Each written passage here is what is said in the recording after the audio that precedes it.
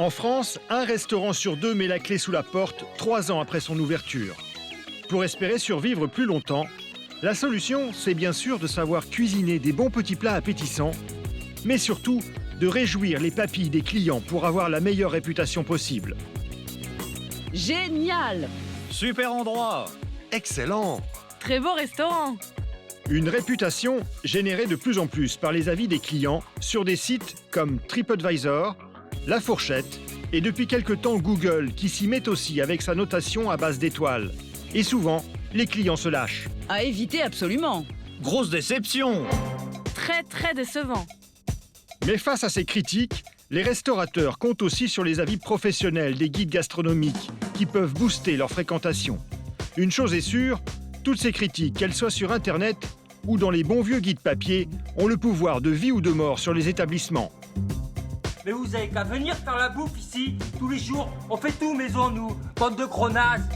Alors, quel est l'impact de ces critiques sur le chiffre d'affaires des 145 000 restaurants français?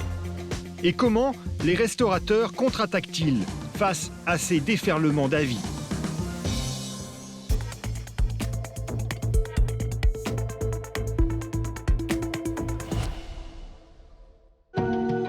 Ce qui vous incite parfois à pousser la porte d'un restaurant, ce sont ces plaques colorées, qui sont souvent la garantie que vous allez vous régaler. L'un des guides les plus connus, juste après le Michelin, c'est le Goemio. 40 000 exemplaires vendus chaque année. Raphaël, dont vous ne verrez que les yeux, travaille depuis 15 ans pour eux. 35 ans, une taille de guêpe, et pourtant elle teste incognito 200 restaurants chaque année. Elle est redoutée par les restaurateurs de la France entière, car son avis peut être déterminant pour le destin d'un établissement. À Deauville, c'est elle qui les a tous notés. Cette pizzeria, par exemple, elle lui a donné 10 sur 20. Le réflexe qu'on n'est pas du métier, quand on a un resto qui a 10, on n'a pas trop envie d'y aller quand même. On se dit, mais c'est moyen 10. Pourquoi Erreur. il est dans le guide à 10 ? Erreur totale. Parce que 10, c'est l'entrée dans le guide, ça veut dire qu'on fait partie des entre 5 et 10% des meilleurs restaurants de France. Donc que vous ayez 10 ou 19, je veux dire, déjà vous êtes dans le guide, c'est extraordinaire. Mais ce jour-là, son objectif, c'est une table que son guide a critiquée il y a 3 ans et qu'il faut remettre à jour. Son travail commence avant même d'y rentrer. Elle étudie la carte pour sentir si elle met l'eau à la bouche. Petit coup d'œil à la carte quand même. Voyons, qu'est-ce qu'ils servent ? Un ravioli de canard grillé, pickles de girolles, bouillon de coquillage taille, donc on sent quand même une influence de cette partie-là de l'Asie. Et malgré tout, du bar, des Saint-Jacques, des produits locaux. Donc ça, c'est sympa.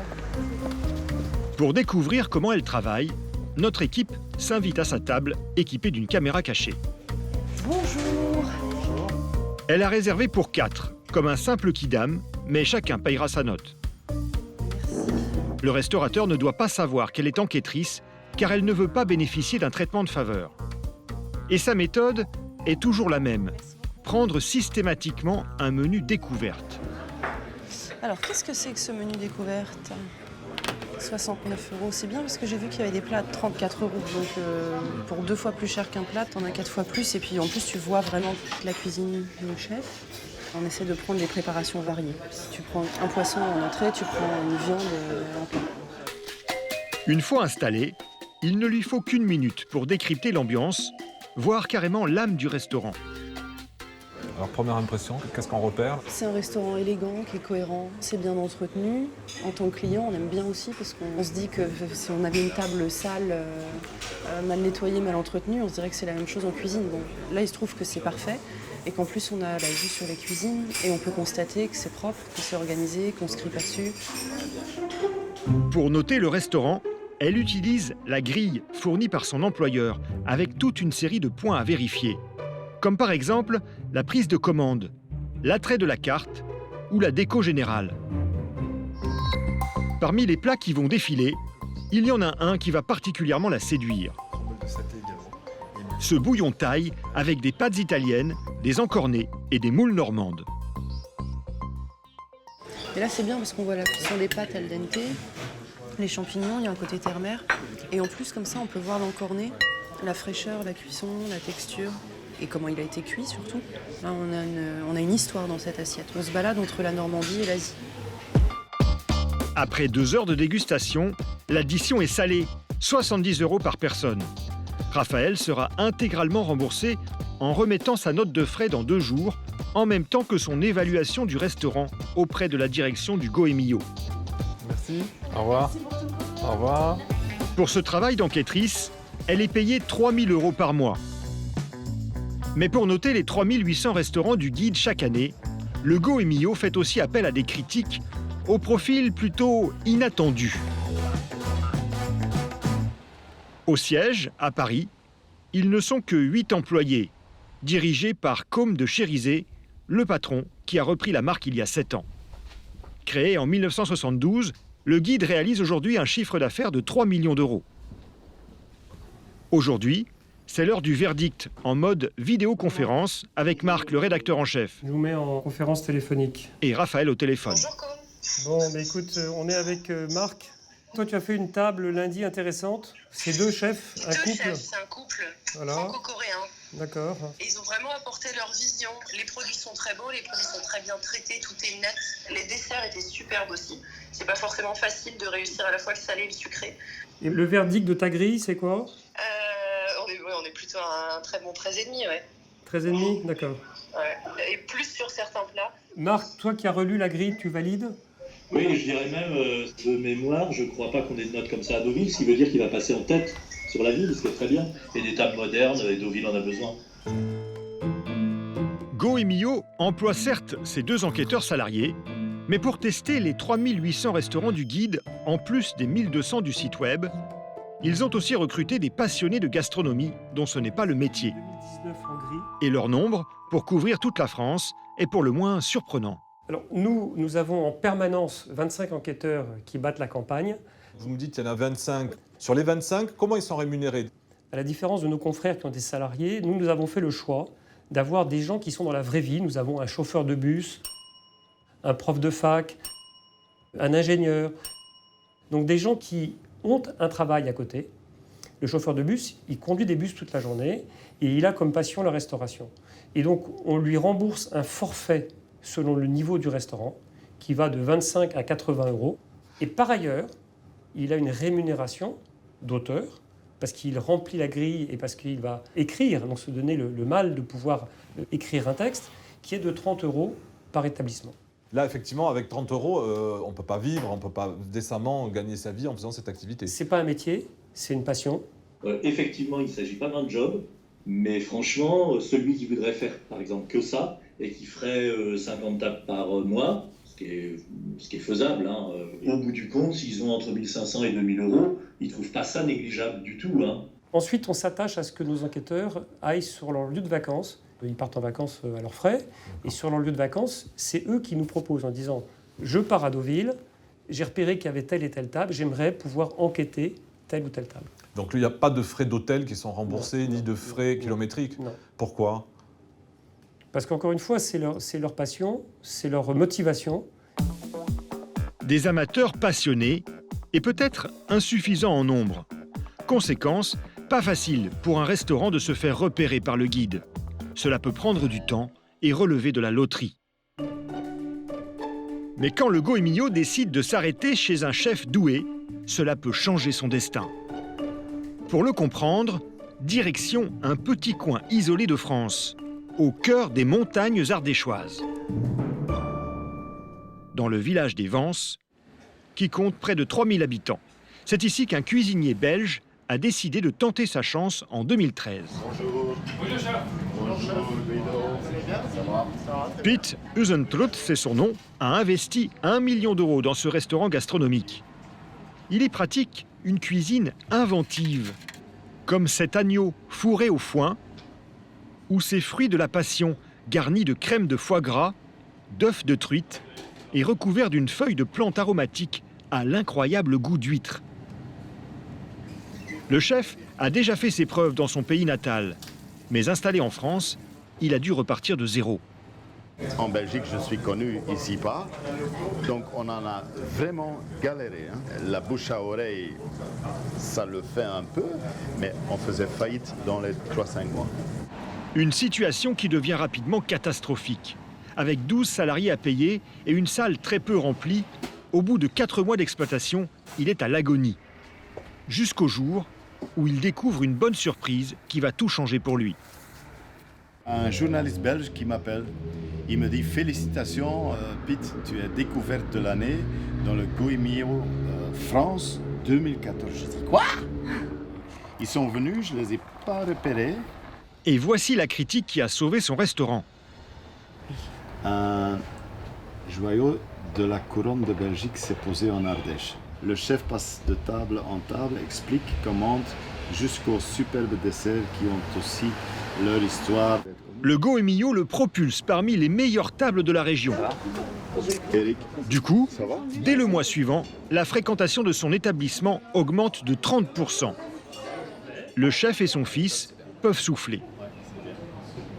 C'est mieux que l'année dernière. L'année dernière, c'était mieux que l'année d'avant. Et l'année d'avant, c'était mieux que l'année d'avant. Et ainsi de suite. Vendredi midi encore, en plein octobre, on dit couvert. C'est peu, mais c'est du jamais vu pour nous. Son restaurant est enfin rempli de clients français. Tout à l'heure, l'agneau en fait qui naît, il est beaucoup plus petit maintenant. Et oui, c'est la variété aussi.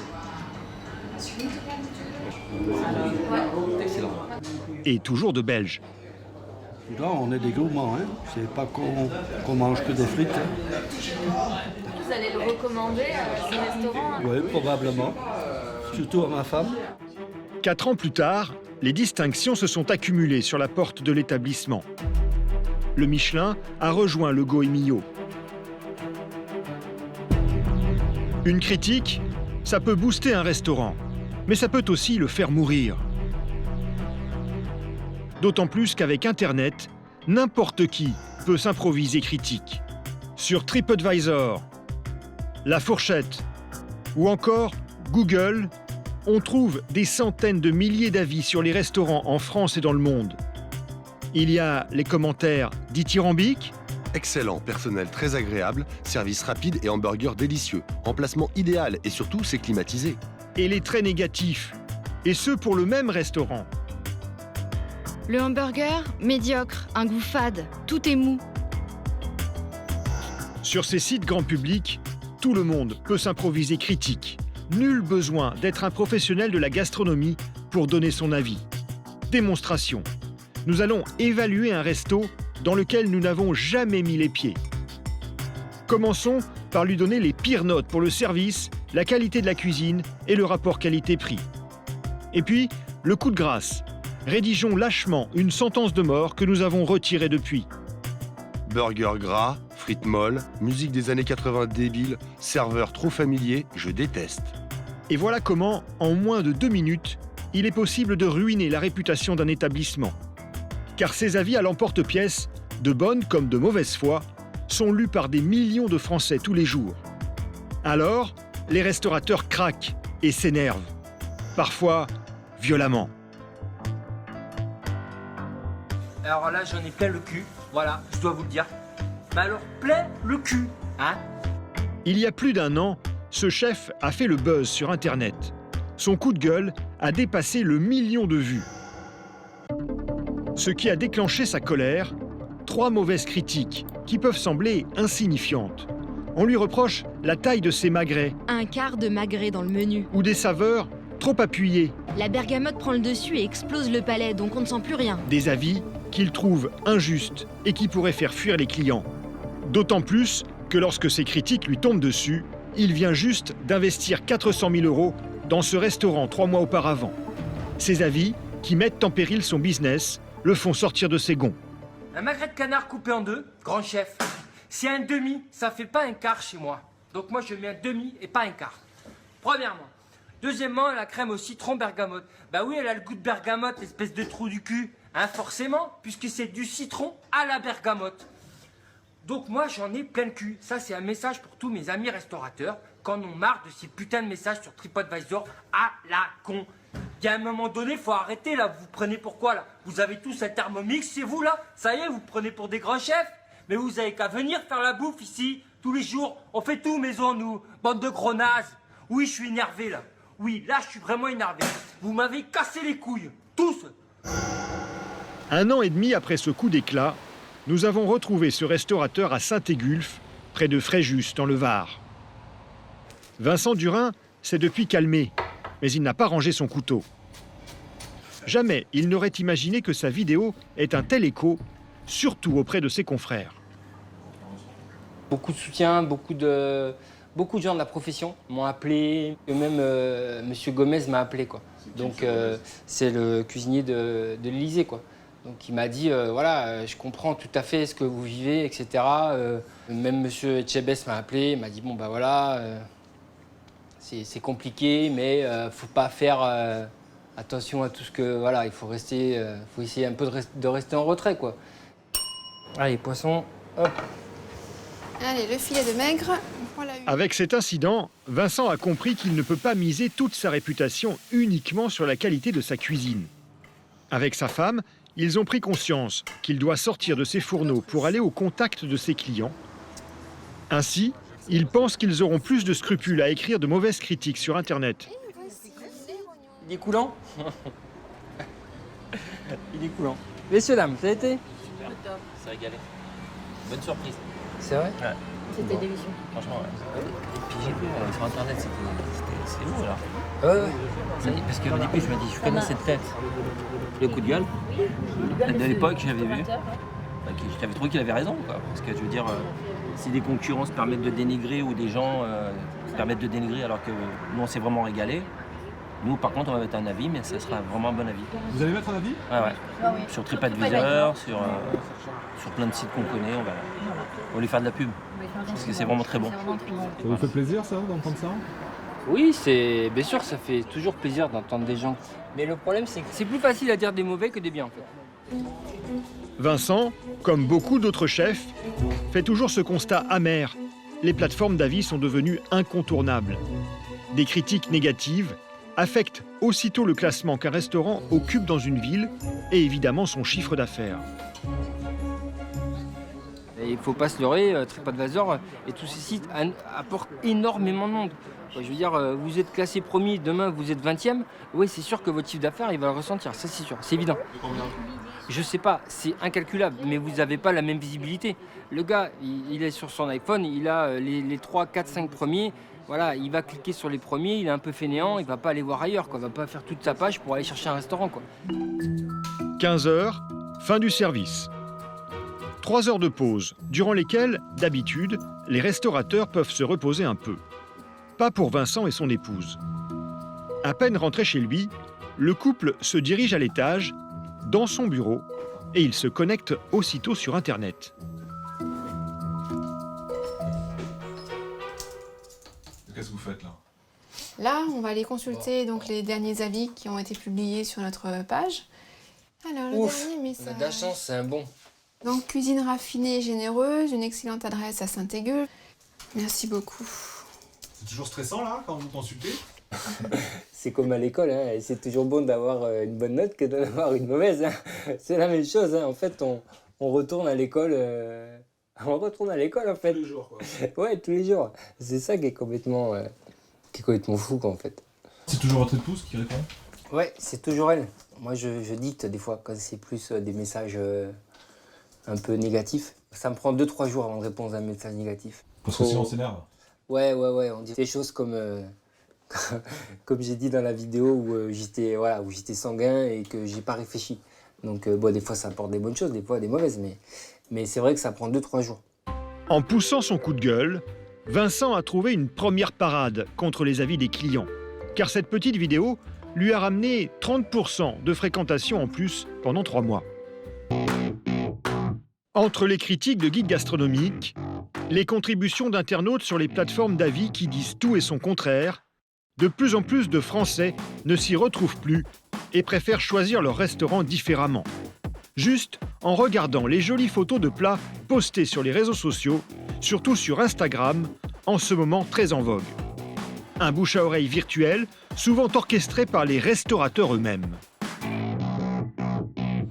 À Bordeaux, Morgane, la patronne de ce restaurant, se livre à son petit rituel du matin. Allez, petite photo du jour. C'est bon? Vas-y. Et on sourit. Cette photo, elle va s'empresser de la publier sur son compte Instagram pour mettre en appétit la planète entière. Là, je prends ma petite photo. Donc bien sûr, on en prend 12 000 parce qu'il faut quand même sélectionner une jolie photo. Donc on met toujours un petit filtre pour bien voir le menu. Sans oublier le choix des fameux hashtags, ces mots-clés qui permettront au restaurant d'atteindre un maximum de vues. Et Morgane a plein d'autres astuces pour être la plus visible possible. Ce qui marche bien en ce moment, c'est avocat, patate douce, saumon. Donc là, je vais mettre le hashtag patate douce. Voilà. Donc tous ceux qui vont taper patate douce et qui ont envie de ça aujourd'hui, on va pouvoir nous retrouver. Ensuite, je vais remettre la position pour vraiment cibler tous les Bordelais. Après, envoyer et on partage. Et voilà la photo, telle que la verront les internautes, avec cette petite animation. Et là, au moins, tous vos clients, ils n'ont même pas besoin de passer devant pour avoir le menu. Ils le l'ont en reçoivent. direct, exactement. Soit 7000 personnes de l'autre côté de l'écran. À l'intérieur aussi, la décoration a été choisie pour être la plus visuelle possible. La lampe, celle-ci. C'est des lampes jolies sur des photos. Des beaux magazines, toujours avoir des jolis magazines. Tout a été étudié. Jusqu'aux plats eux-mêmes, dont le critère numéro 1 n'est plus le goût, mais la photogénie. Parce qu'il y a des gens qui vont venir juste parce que c'est beau aussi. Donc il faut pouvoir montrer voilà, la qualité, les produits, des produits frais, mais aussi parce que c'est joli. Encore une story, c'est-à-dire une photo. Cette communication instantanée ne lui coûte rien et lui permet d'augmenter la fréquentation de son restaurant à coup sûr. Et on le voit que dès qu'on va remettre une story, on va de nouveau penser à nous et on va penser à réserver. À table, ces deux jeunes clientes jettent un rapide coup d'œil au menu. Mais c'est surtout en regardant les dernières photos des plats sur Instagram qu'elles vont se décider. Ça donne de citronnade? Ok, je vous fais ça. Merci à vous. Et apparemment, elles ne sont pas les seules accros à leur téléphone portable. Toute la clientèle prend son repas en photo. Voilà la tartine du jour. De vrais critiques gastronomiques en action, qui par leurs clichés feront parler de l'établissement et toucheront bien plus de personnes que les guides papier, car chaque jour, 150 millions d'utilisateurs se connectent à Instagram dans le monde entier.